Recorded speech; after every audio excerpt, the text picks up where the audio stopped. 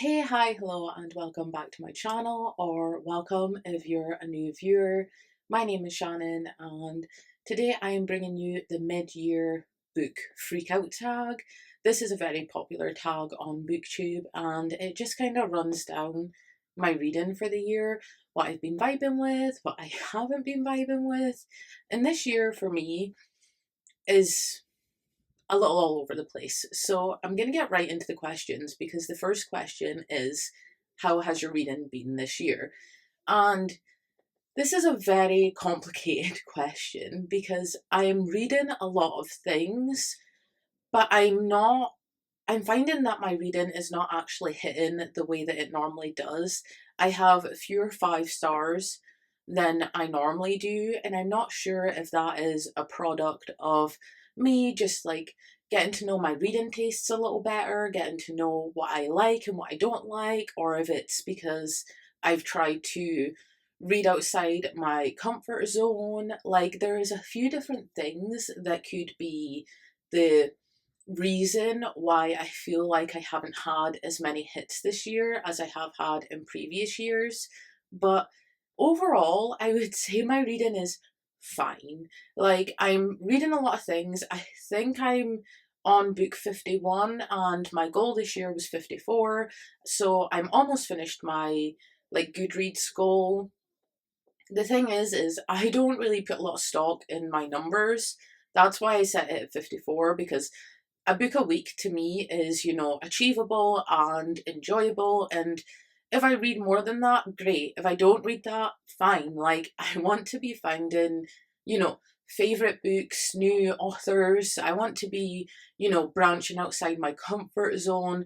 And I don't really care about my numbers. I care about finding new favorites or finding new authors or discovering new genres that I love. So I'm doing fine. I have had a lot of like 4 star adjacent, so like between a 4 and a 5 star. This is the first year that I have consistently rated with quarter stars. I've never done that in the past, and this year I feel like that could also be adding into why I don't have as much 5 stars. There is a fly going about, so if you see that, I do apologize. So yeah, I think that there's a lot of things that's making this year a very interesting reading year for myself.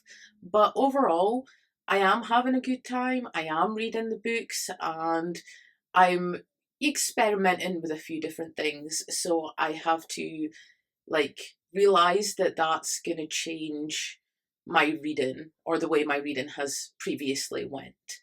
So the next question is the best book you've read so far this year.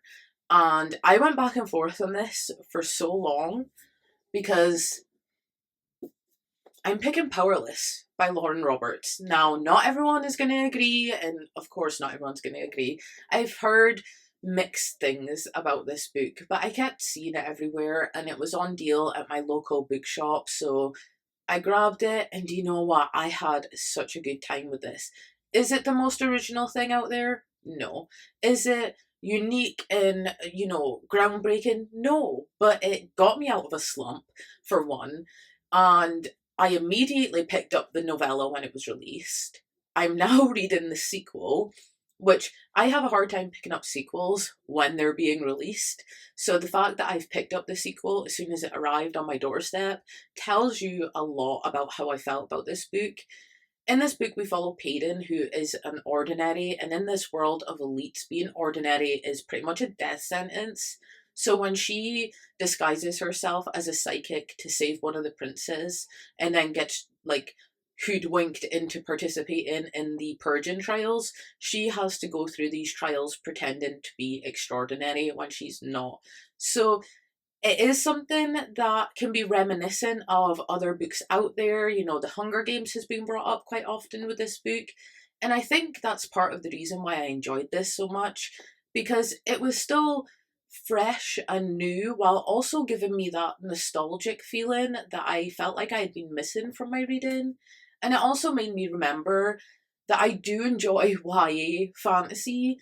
In the last year or two, maybe, I've kind of gotten away from YA and started to read more adult, more new adult, and returning to this kind of made me want to pick up more of my YA fantasy that's on my shelves, because I just really adored this and I can't fault it. I give it 5 stars. This is a 5 star read for me, and I'm just as surprised as anyone that this made my best book so far this year. It was a close run between this and A Fate Inked in Blood by Danielle L. Jensen, because I loved that as well. But I just think both of these are going to be on my best of the year, but I just think this one got me excited. Like, this gave me the same feeling I had when I read The Mortal Instruments. I read The Mortal Instruments when I was getting back into reading. It's a funny story. I picked City of Bones up from the library and didn't get past the first chapter. And then, like, 2 years later, I picked up the first book from a secondhand shop, and that was it. That was like my journey into reading and creating these shelves that you see behind me. This gave me the same feeling I had when I discovered The Mortal Instruments for the first time. And I think that's why also this has ended up on my best books. The next question is best sequel you've read so far this year. And for this, I have to go with Along the River of Flesh by Christopher Trina. I loved this and all the trigger warnings. The first book is Gone to See the Riverman, and again, do not go into these without looking up trigger warnings, because they're extreme horror and they're not for the light-hearted. This book, Along the River of Flesh, is disturbing as fuck, and I had the best time with it. I gave it 4 stars. I really hope that the author takes out more books in the series, because I can just follow this depraved character for a couple more books at the very least. So in Gone to See the Riverman, you follow a woman who has been pen paling with a serial killer, and he tells her to go to the river, go to see the riverman, and everything will work out. Well, the thing is when you're dealing with a serial killer, it's not going to end well, right? So a lot of things happen in the first book that then lead into the sequel being, I loved this. I really did. This was the best sequel I read this year. I would like more in the series. This gives me, I'm a huge slasher fan, like Ghostface Meetings, go, like, just give them a moment. I'm a huge slasher fan. I have been since watching Scream, and when I can find slasher in horror books, I tend to vibe quite a lot, because I just love that trope, or that subgenre. And so I highly recommend these, but please look up trigger warnings, because they are heavy books and they're not for everyone. But I did have a good time with it. The next question here is a new release you haven't read yet but want to. And I feel like I would be cheating if I said anything else other than When the Moon Hatched. This is the Waterstones edition. I love these sprayed edges. And the reason I feel like I'd be cheating if I said anything else is because I pre-ordered this Waterstones edition, right? Because it kept coming into stock and then going back out of stock, and I jumped on it when it came in stock the third time and was like, I want it, I'm gonna have it, because I really do like the original cover, right? And then Fairy Loot announced their version, and I realised that I wanted the Fairy Loot version too. So I have that coming to me as well. So I've now bought 2 copies of this book that I have not read yet. So I definitely think that I need to read this, because if I love it, then I'll have 2 copies, great. If I don't, then I'll probably give this one away and keep the Fairy Loot. But then I really like this original cover, so I would have to decide. I would have to decide between the two. But either way, this needs to be read. I don't actually know a lot about this, because I kind of I didn't avoid the synopsis, but when anyone talked about it, I avoided listening to them, because I wanted to go in semi-blind. I knew it had dragons, I knew it was fantasy, and I knew that I wanted it. So, like, there was a few things that I avoided, but it seems to be about Reeve, who is an assassin, and Ree finds herself captured by the Guild of Nobles, a group of powerful fae. Oh, I didn't know that it had fae as well. Well, that would make sense as dragons. Well, not all dragon books have fae, but yeah. Crushed by the loss of his great love, dragon rider Khan Vagor took the head of a king and donned his melted crown. Now on a tireless quest to quell the never-ebbing ache in his chest, a clue lures him into the capital's high-security prison, where he stumbles upon the imprisoned Reeve. Together they seek truth that threatens to unravel everything they know about their world and each other. So, assassins, fae, dragons, I'm down. Like, this is something that I need to read. The next question is most anticipated for the second half of the year, and I have a few for these. So the first one is A Witch's Guide to Magical Innkeeping. I looked down because I always get this title wrong. This is the same author that done The Very Secret Society of Irregular Witches. That book was on my best of 2023, so I have hopes that this one could be on my best of 2024. I don't need to know anything. If it's given this like the same low stakes, cozy fantasy vibes as Witches, so I don't want to know anything about this book going in. I just want to go in and be surprised, because I picked up Secret Society of Irregular Witches on a huge whim. I just picked it off my shelves, mood read it in a day, and fell in love. I love Mika Moon and the whole gang, and I want to kind of try and replicate that experience by just picking this up whenever I feel in the mood and just hopefully loving it just as much. The next book is Penelope Douglas. If you don't know, I am a huge Penelope Douglas fan. Even though I have yet to read her whole backlist, I hope to make my way through it. But Five Brothers is coming out at the end of July. I don't know if this video will be up. I'm hoping this video will be up before that. But this book series, it's a companion novel to Tryst Six Venom. So I do plan on rereading Tryst Six Venom. I'm actually going to be buddy rereading it with my best friend Effie. They're always linked in the description. They picked three. Well, it was meant to be three, turned out being four. So let me explain. I compiled a list of books.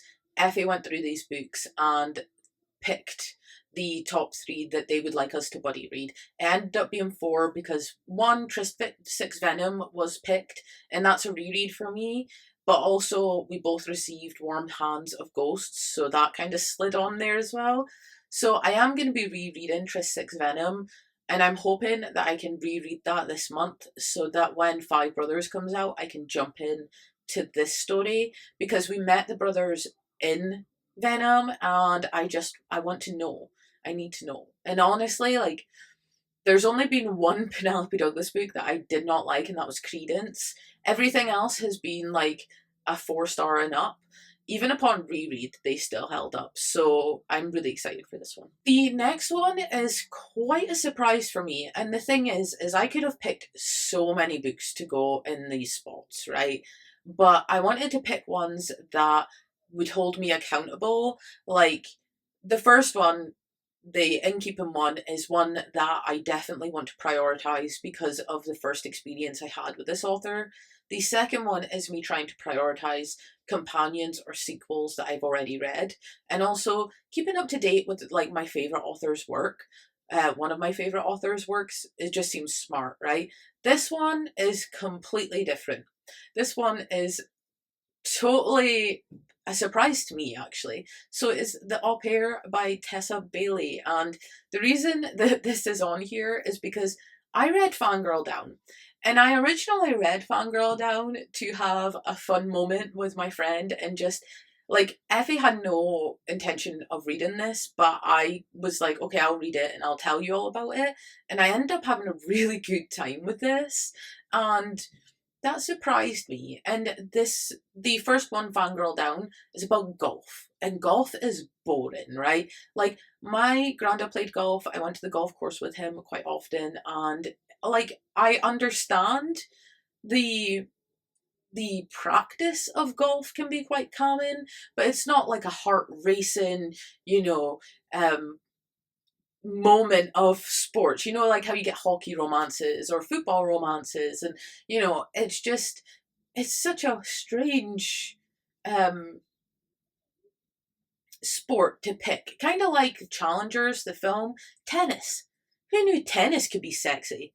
Like, I didn't know tennis could be sexy until I watched that film, and I was like, damn, fangirl down.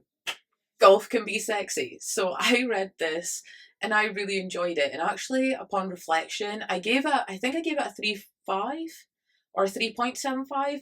But actually, upon reflection, I think I'm going to bump this up to a 4 stars because I really had a good time with it, and it's not left my head as well. As there is some like moments where it's cringy, but I feel like the good moments outweigh the cringy moments. So the au pair was set up in Fangirl Down. The character was introduced. Well, the characters that we're going to follow were introduced, and I'm really excited. I'm really excited for this one. And I'm actually going to jump around with questions because one of the questions on this list is your new favourite character, and I'm choosing Josephine from Fangirl Down. Now, I've read a lot of good books this year. There's been a lot of 4 stars and above. But Josephine is down to clown, and your girl likes that. Your girl likes that. Like, she's brave. She doesn't let her illness define her. She fights back. She's strong, and she like puts her bootstraps on and gets shit done. And she's also a little freaky, and I like that. And I'm like, I feel like we could be friends. I feel like we could be best friends. Like, I feel like she would be someone that you can definitely talk to and definitely vibe with. And I also get the feeling that she matches people's energy, and that came across in the story. And I love that because I match people's energy, or at least I try to if I have the energy. So yeah, I really enjoyed. Such a surprise to me that I end up really enjoying this, and also end up finding a favourite character because this was unexpected. Okay, so jumping back to my standard question list, was your biggest disappointment? And for this, I have to go with Only If You're Lucky by Stacey Willingham. The reason being, I read A Flicker in the Dark.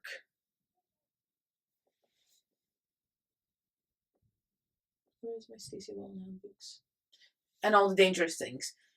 I read Flicker in the Dark and All the Dangerous Things by this author, and they both got a 4 and a 4.5 for me. So I was really anticipating this book, and it just fell flat. Like, it was fine. I understand what she was trying to do, and I understand where the story was trying to go, but it was just boring. Like, you follow this character. I can't even remember the character's name. That's how bored I was with this story. I think it was a really basic name as well. If you're interested on my thoughts more in depth on this book and the rest of Stacey Willingham's books, I have an author review. I'll link that somewhere on the screen so you can watch that if you'd like. I go more into detail about these books. But it's a really basic name, I'm sure. And she's like going to college, university, whatever you would call it, and she gets in with this group of girls, and she's kind of hiding something because like the frat next door has a guy from her past that used to be her best friend's boyfriend, but her best friend is dead, and you get like glimpses of her past with her best friend, and it's kind of like a mystery because you want to know what happened to the friend, but also at the same time I'm like, just boring, monotonous, day to day, girly, toxic bitching.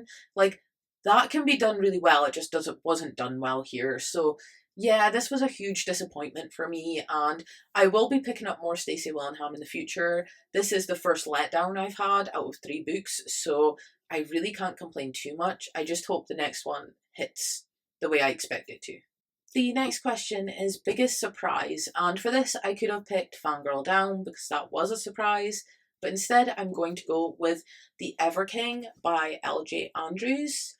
And I picked this up on a whim. I actually picked it up on Kindle Unlimited, so this is available on KU if you're interested. I had bought myself a copy because look at this flop. Do you hear that? This is a floppy, pretty, like, it's just a quality paperback, and I'm so happy that I bought this. I also bought the sequel, and the third book has just been released. I picked this up on a whim because, again, I was starting to go into a slump, not really knowing what kind of mood I was in, not really knowing where I wanted to go with my reading. This is where KU comes in because it's low stakes, you know? If I pick something up and I don't enjoy it, then I haven't paid money for it. But then if I pick something up and really love it, I have the option to buy a copy for my shelves. In this, you follow the Everking, who is dead set on revenge against the man who killed his father. And he has been locked out of the part of the kingdom that this man presides in. So he is the king of the Ever and fighting for a way through to get his vengeance. And lo and behold, when he does get through and has a moment to exact his vengeance, he meets or re-meets Livy, who is the daughter of the man who killed his father. And together, you know, he is after vengeance, she is after understanding, and together they create this storm of occurrences. And I just loved this. I loved the setting of it. I loved the crew. The Everking obviously has a crew. The Everking obviously has a crew on his ship, and I have a soft spot in my heart for Sewell, and I also have a soft spot for Jonas, and I think The Mist Thief is Jonas's book, if I'm remembering correctly, and that's Livy's friend, and I'm ready. I'm ready to dive in. The Ever Queen, I think, is the sequel. Yes. The Ever Queen is on my shelves, ready to be read, so I will probably dive into that hopefully this year so that I can continue with the third book. But if you're looking for like a fun fantasy romance that has like sailing on the seas while also like kingdoms at war, read this one. It's really good. The next question you have here is a new favourite author or a new to you author, and for this I'm going with S.T. Gibson. So we have An Education of Malice, Evocation, and A Dowry of Blood. This was my favourite. This was on my favourites from last year, and it still holds up. I still love this book, which is why I read all of S.T. Gibson. So the first one that I read this year was An Education of Malice, and I gave this a 4 stars, but upon reflection, it's probably a 4.5. And the reason I say this is because I read Evocation, and I immediately gave this a 5 star. But then I started rethinking about it and I dropped it down to a 4.5 because there was a little bit of communication mission. There was a little bit of communication mission from this trio. Whereas this one, the reason that I didn't give it a full 5 stars was because there was a little bit missing from the plot. So I feel like immediately my gut was to rate these really high. And I feel like I rated this one too high and had to take my rating down by a half star. And I feel like I rated this too low and had to put my rating up a half star.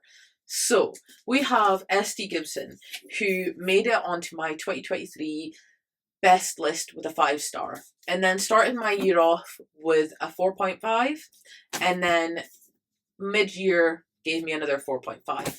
So I think it's safe to say that S.T. Gibson is now an auto-buy author for me, and I cannot wait for them to bring out more books because I will be buying them and hopefully loving them. The next question is a book that made you cry. Now, I'm a cryy person. Like, I'm an emotional person. I cry. Oh, why can't I talk today?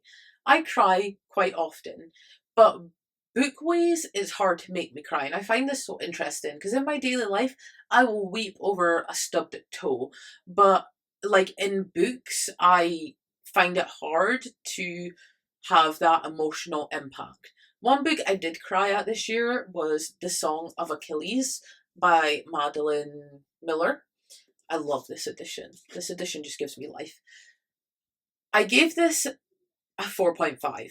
It was not the perfect book, and I did cry, but I don't think I cried because of the reason everyone else cried. Like, I think, now I'm gonna say this name wrong, Patroclus? I probably said it wrong.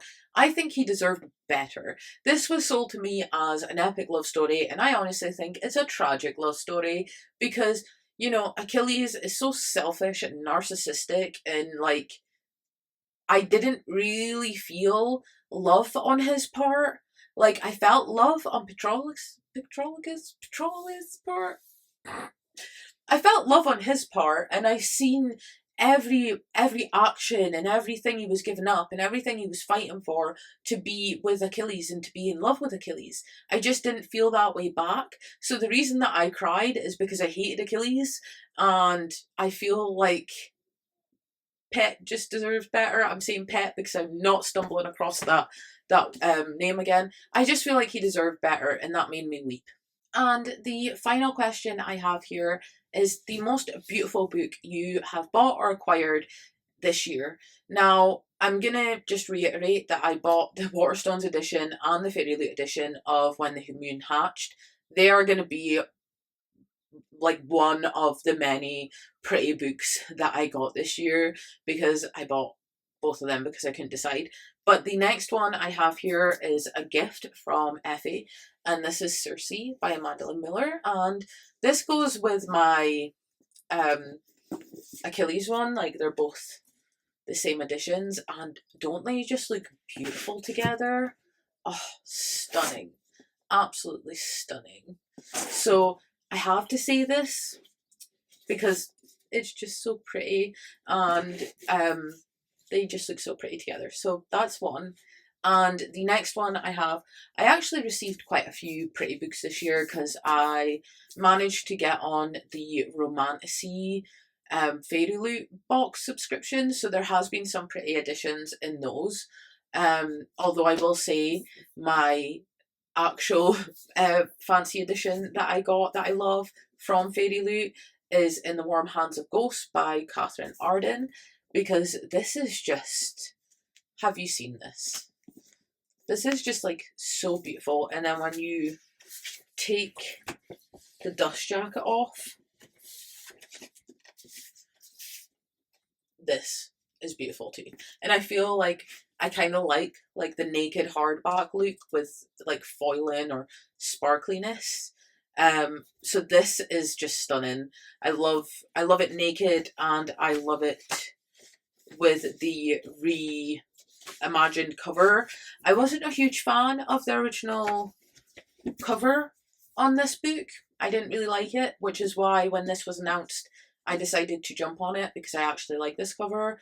And I'm very interested because this is not my usual thing that I would read, hence why I'm branching out on what I actually read, because I'm not really interested in war books, but this one took my interest, and I'm wondering if I'm not interested in war books because like the ones that I have read are more like studious, because I don't really gravitate towards like war fantasy unless it's like fantasy, unless it's made up, you know, kingdoms of war sort of thing. So I'm interested to see how I get on with this. This and Divine Rivals are two like war centric books that I have on my list, and I'm interested to see how I fare with them. So that is it. That is the mid-year book freakout tag. I really hope you enjoyed listening or seeing my answers to these questions. I tag you if you haven't already done this, and I would love to know your answers to any of these questions down in the comments. I'm always looking for recommendations, and I always feel like some people's answers to these questions give the best recommendations, so feel free to write your answers down below and play along. I hope you have a great day, a great week, a great weekend, whenever the hell you're watching this. Remember to stay safe, happy and healthy, and I will see you next time. Bye. Okay. Ooh.